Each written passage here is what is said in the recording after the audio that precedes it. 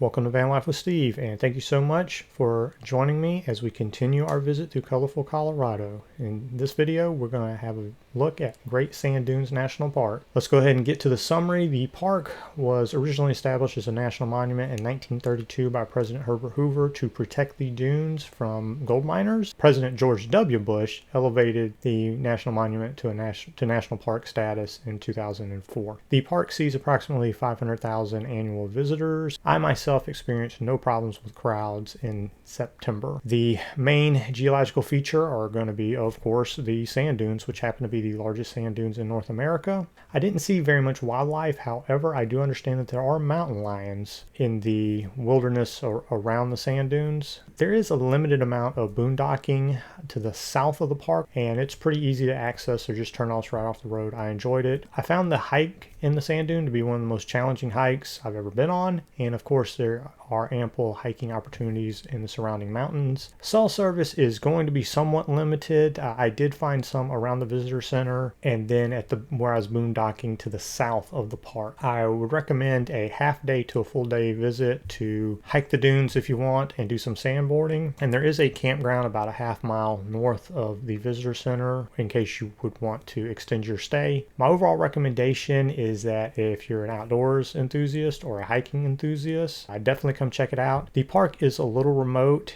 and it's not as developed as some of the more mainstream or well-known national parks are, so I would hesitate to recommend this to the general population. So if you find the dunes interesting, yes, but otherwise maybe not so much. And with all that said, let's head into the park and let's go hike up the dune.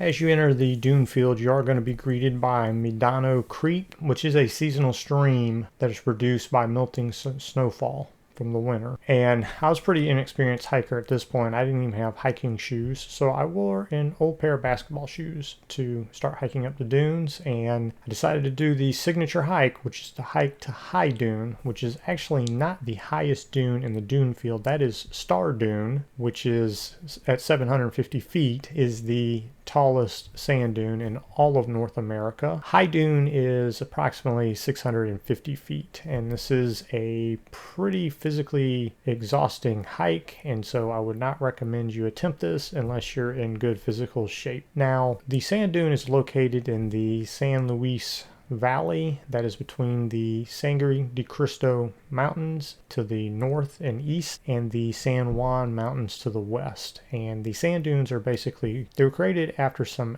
ancient lakes dried up, and then the winds between the mountains kind of stacked up all the sand. This hike, again, you gain about 650 feet in elevation, but it is over sand, and you're going to hike about a mile into the sand dune to reach High Dune. And then Star Dune is an additional mile. Even though the hike to High Dune is only about a mile into the sand dunes, because the sand is obviously loose, it's like being on a Stairmaster, and the hike is going to take you about an hour to an hour and a half to reach High Dune. So it's pretty tough.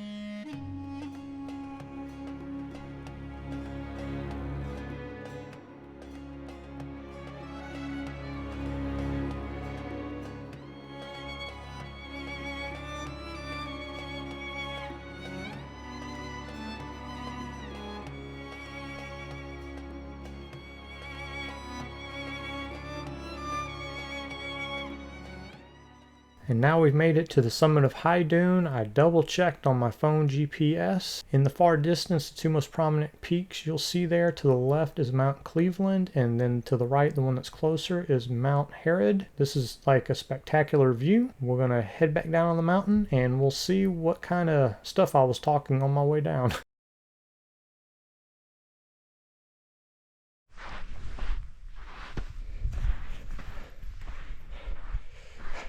That's a long walk, man. But we got it done.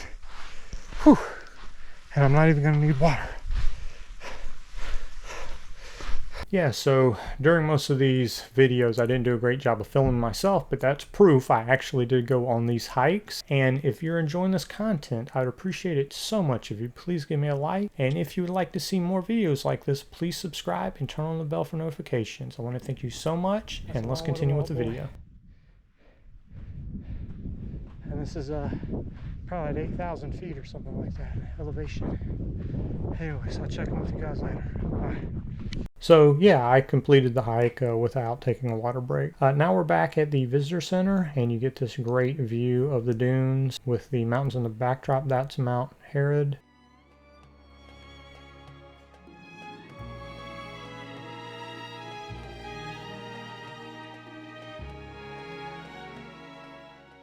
There's Cleveland Peak. And because it's a high desert, it doesn't get super hot here, but you also have a higher ultraviolet index. So that's why I wore a long sleeve jacket and long sleeve pants, so I didn't have to wear like a lot of sunscreen. Long story short, the more sunscreen you put on, the harder that is to wash off in the van and to save water. I just put sunscreen on my face and stuff.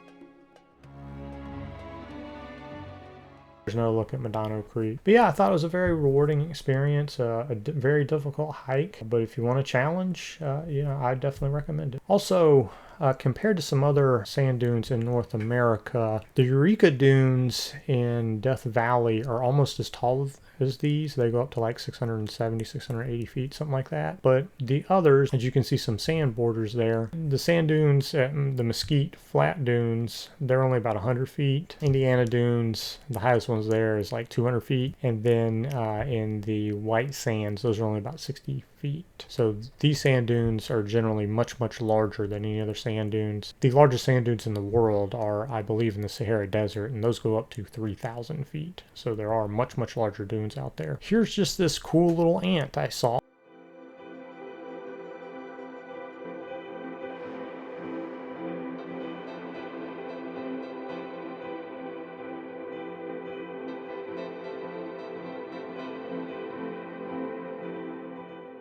So during the night, I did try to do some astrophotography, and I got to get better about doing time lapses here, but here's a shot of the Milky Way.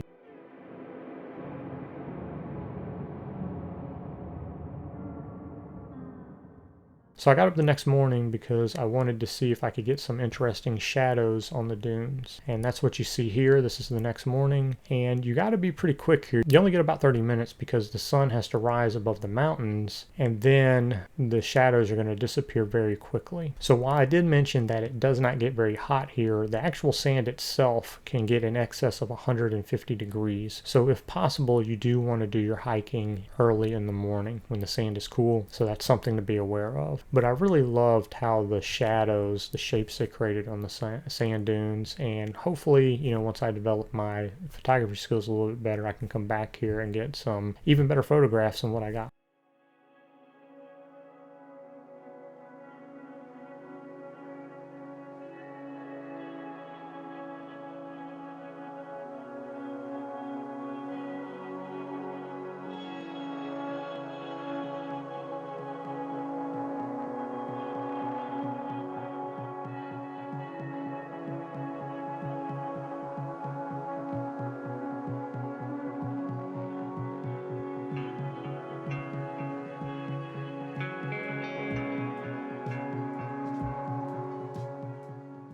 As I mentioned with the park summary at the beginning of the video, this park isn't as developed as other national parks are. So the campground that's about a half-mile north of the visitor center, that is where the paved road ends, and going past that you need four-wheel drive high clearance, and my van's not capable of that. So I wasn't able to go north and explore up in that area. In addition, there is a waterfall that is just before you get to the park. I believe it's called Zapata Falls, and I just forgot to go visit it. So that's something I would check out on my next visit. I really enjoyed it here. So as we leave the park, I'm now driving around the Sangre de Cristo range, which is in the southern portion of the Rocky Mountains. And the tallest peak there in the center is Blanca Peak, which is actually the 4th highest mountain in Colorado. And then to the far right, the more wider peak, that is Mount Lindsay. I want to thank you so very much for joining me for this episode. I hope you enjoyed it, and I will catch you in the next video. Thank you so much. Take care. Bye.